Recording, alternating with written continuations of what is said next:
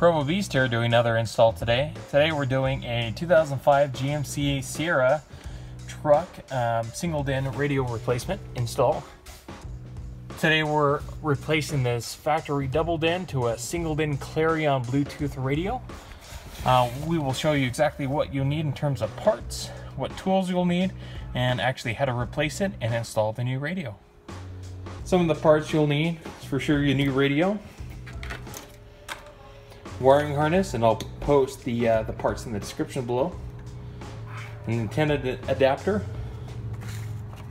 You'll need a dash kit, some wiring connectors, a wire stripper, and a crimper. Now, of course, you can also solder if you choose to do so, but these are the basic elements. We're going to go ahead and wire up our new harness. Basically, this adapter plugs into the factory adapter to the factory radio. Since we remove the factory radio, we'll plug this into that factory harness, and then this we're going to wire to our new aftermarket radio just by matching colors. So we'll kind of show you what that looks like using our connectors, and these are butt connectors using our crimper.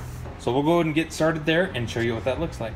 Okay, so what I've done here is I've stripped wires on both sides, and then using these connectors, as you can see, there's going to be a little crimp in them right there. And this has that little crimp. And I join those wires together, so match everything up here. Now you may notice on this wiring harness, there's a red wire here, which is your ignition, but there's not one here. Now these GMCs, Chevys, basically GM models don't have an ignition source at the radio. It runs off a data signal or a CAN bus signal. So what this kit comes with is this long red wire, which will hook in to the radio side red wire.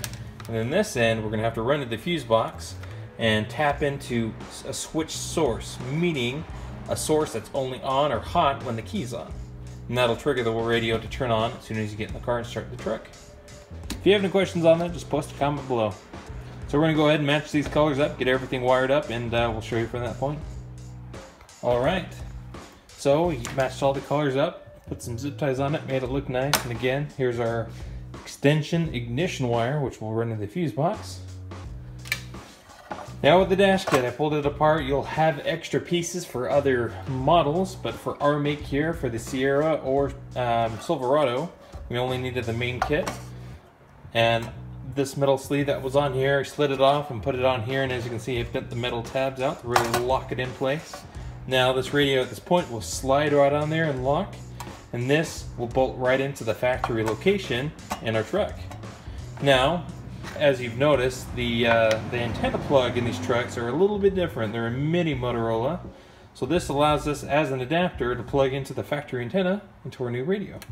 Again, I'll post all the part models that are used in this video in the description below. So we're going to go ahead and slide our radio in, plug it in our harness, plug our antenna adapter in the antenna input on the radio, and head to the truck to start putting it together. Alright, here we are in the truck, so we're going to go ahead and get the factory radio out. Now this radio actually doesn't even have a CD drive, so we don't have to worry about ejecting those CDs before we start. So first thing we can do, we pull down the steering wheel as far as it goes. We're going to put in the key, just cycle it over so we can actually pull the gear shifter all the way down. And now this dash bezel is actually just hooked on with clips all the way around. So either using your fingers or the panel tool, get up underneath.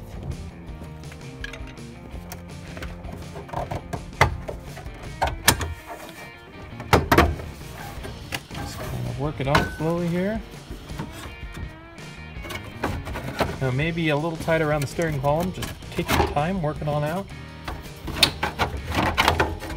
There we go. Set that off to the side. We are good to go. Now as you notice, we'll have typically there's 7mm little bolts there. Go ahead and remove those, and we will go from that point. Alright, after removing those 3 7mm bolts, just kind of give it a tug.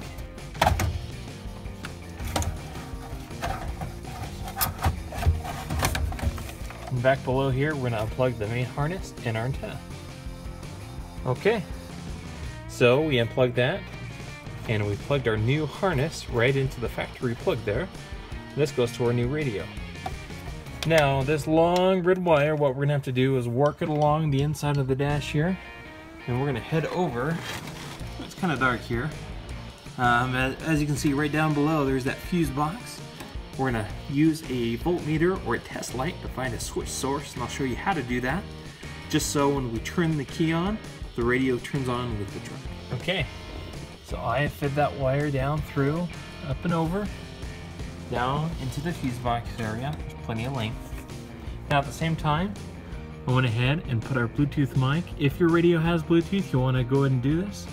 I put it on the A-pillar so it's still easy for the person on the other end to hear you. And then I'm going to run this down right along the A-pillar between the plastic and the rubber seal, all the way down, and work my way up and over through, also back into the cavity to plug into the back of our new Clarion radio. Alright, quick tip for you.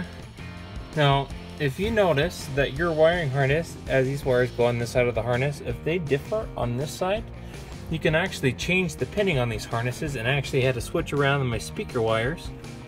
You can see that there. They were clustered around the power wire, but on this end, they didn't correlate with the outgoing wires into the actual vehicle itself. So on these harnesses, they're actually customizable. These little covers pop off on the outside here, and you can use a paper clip to pull the pins out and repin them exactly as you want. So I've repinned this on my speaker side by power ground, and ignition wire didn't have to change, but my speaker wires were different, and I just went online and looked at the pin layout. I can post a link in the description below what colors go to where. You can match the colors, the pinning colors here on the bottom as well. I'll post that information down in the description to help you guys out in the event you notice that you don't hear any sound coming out of your speakers, or you notice that these pinning, the wire pinning here is different than what it should be. Hopefully that makes sense. Can be kind of confusing. If you run into this issue, I'll see if I can help you out. Feel free to also check online for wiring diagrams. Alright, so I plugged in my mic, my antenna, my main wiring harness. It's all good to go, so I'm going to go ahead and take wires back and put that in the factory location. Alright, radio is in. Got the 3 bolts back in there, nice and tight. Let's do a... Don't use a power tool, just go ahead and use a hand tool, just so you don't over tighten those bolts. Next thing is we're going to go ahead and locate the switch power source and the fuse panel for the ignition.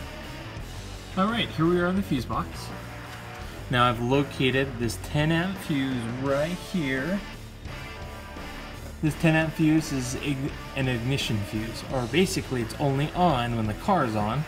And this is what that red wire is going to tap into. Now to make this easy for us, this kit came with this little jumper. And I'll show you how that piece fits on there to safely connect into that fuse so that we're able to draw that current. There you go. That's how that fits on there. Okay, so it's in there. Now, this will plug right into that.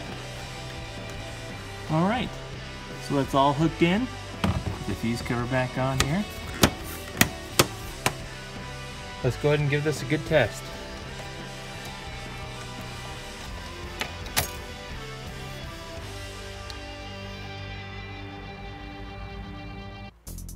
Alright, got the dash all back in there. Tested the audio, sounds great. And like I said, if you have to reorder the pinning on the harness, go ahead and do so to ensure that your speaker connections are wired correctly. As for now, we got everything wired up just right. At this point, the radio is in and good to go. As you can see here, when we turn the key off, and the radio turns off, just like that. If you have any questions about this install, just go ahead and post a comment below. This is for a 2005 GMC Sierra, but additionally I'll post other body styles and models, and this also fits in the description below. Thanks for watching the channel. Don't forget to hit the like button and subscribe, and we will see you in the next video. Thanks for watching.